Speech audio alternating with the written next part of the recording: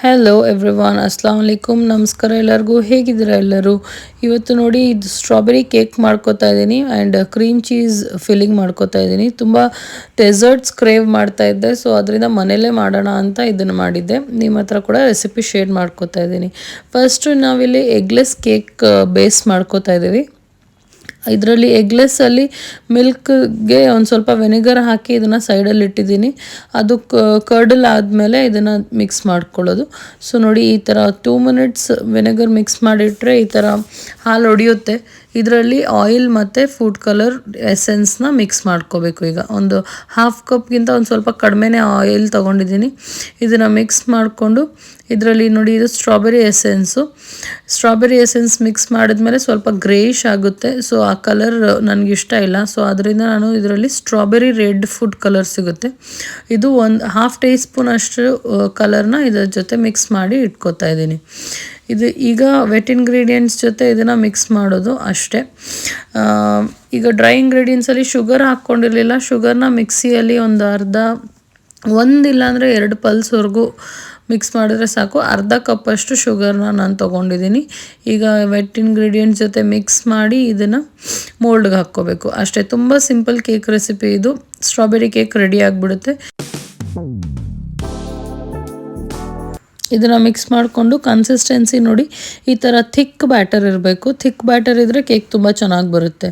And ನಾನು ಇಲ್ಲಿ ತುಂಬ ಥಿನ್ನಾಗಿರೋ ಕೇಕ್ ಮೋಲ್ಡ್ ತೊಗೊಳ್ತಾ ಇದ್ದೀನಿ, ಬಿಕಾಸ್ ಬೇಕಿಂಗ್ ಟೈಮ್ ಕಡಿಮೆ ಆಗುತ್ತೆ. ಶೀಟ್ ಪ್ಯಾನ್ ಥರ ನಾನು ಮಾಡ್ಕೋತಾ ಇದ್ದೀನಿ, ಶೀಟ್ ಪ್ಯಾನ್ ಕೇಕ್ ಥರ. ಇದನ್ನು ನೀವು ಬೇರೆ ಮೋಲ್ಡಲ್ಲಿ ಬೇಕಾದರೂ ಮಾಡ್ಕೋಬೋದು, ಬಟ್ ಮೋಲ್ಡ್ ಪ್ರಕಾರ ನೀವು ಅವನ್ ಸೆಟ್ಟಿಂಗ್ಸ್ನ ಚೇಂಜ್ ಮಾಡಬೇಕಾಗಿರುತ್ತೆ. ಇದು ಸಣ್ಣ ಇದ್ದರೆ ಕೇಕು ಕಡಿಮೆ ಟೈಮಲ್ಲಿ ಕುಕ್ ಆಗುತ್ತೆ ಅಂತ ನಾನು ಸಣ್ಣ ಇರೋ ಶೀಟ್ ಪ್ಯಾನ್ ತೊಗೊಳ್ತಾ ಇದ್ದೀನಿ. ಇದನ್ನು ಈ ಥರ ಟ್ಯಾಪ್ ಮಾಡೋದ್ರಿಂದ ಏರ್ ಬಬಲ್ಸ್ ಎಲ್ಲ ಆಚೆ ಬರುತ್ತೆ. ನೆಕ್ಸ್ಟ್ ಈಗ ಅವನಲ್ಲಿ ಒಂದು 15 ಮಿನಿಟ್ಸ್ ಫಾರ್ 180 ಡಿಗ್ರಿ ಸೆಲ್ಸಿಯಸ್ ಬೇಕ್ ಮಾಡಿಕೊಂಡ್ರೆ ಕೇಕ್ ರೆಡಿ ಆಗುತ್ತೆ. ಇದರದ್ದು ಫ್ರಾಸ್ಟಿಂಗ್ ರೆಡಿ ಮಾಡ್ಕೊಳ್ಳೋಣ.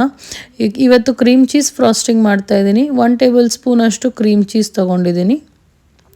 ಆ್ಯಂಡ್ ದೆನ್ ಇದರಲ್ಲಿ ಪೌಡರ್ಡ್ ಶುಗರ್ ತೊಗೋತಾ ಇದ್ದೀನಿ. ಇದು ಸ್ವಲ್ಪ ಗಟ್ಟಿನೇ ಇರುತ್ತೆ, ಬಿಕಾಸ್ ಫ್ರಿಡ್ಜಿಂದ ತೆಗ್ದಿದ್ದೆ ಅದರಿಂದ. ನೆಕ್ಸ್ಟ್ ಇದರಲ್ಲಿ ಫ್ರೆಶ್ ಕ್ರೀಮ್ ಹಾಕ್ಕೋತಾ ಇದ್ದೀನಿ.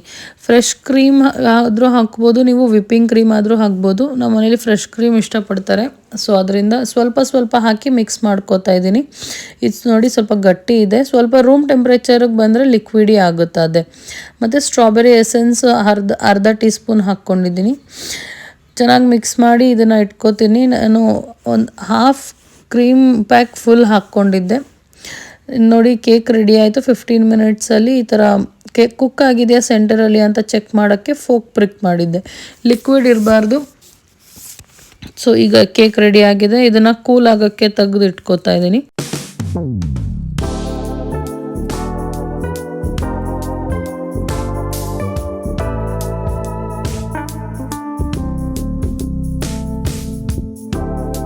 ಪ್ಯಾನ್ ಆಯಿಲ್ ಮಾಡ್ಕೊಂಡಿದ್ವಲ್ಲ, ಅದರಿಂದ ಇದು ತುಂಬ ಕ್ಲೀನಾಗಿ ಈ ಥರ ಆಚೆ ಬರುತ್ತೆ ಕೇಕು.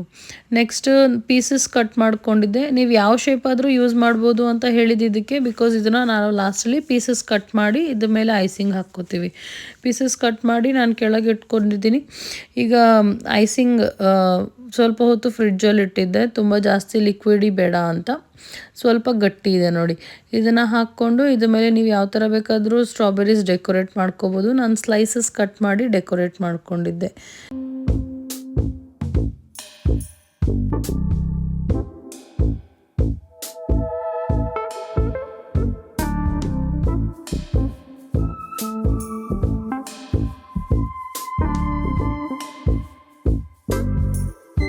ಇಷ್ಟೇ ವಿಡಿಯೋ. ತುಂಬ ಸಿಂಪಲ್ ರೆಸಿಪಿ.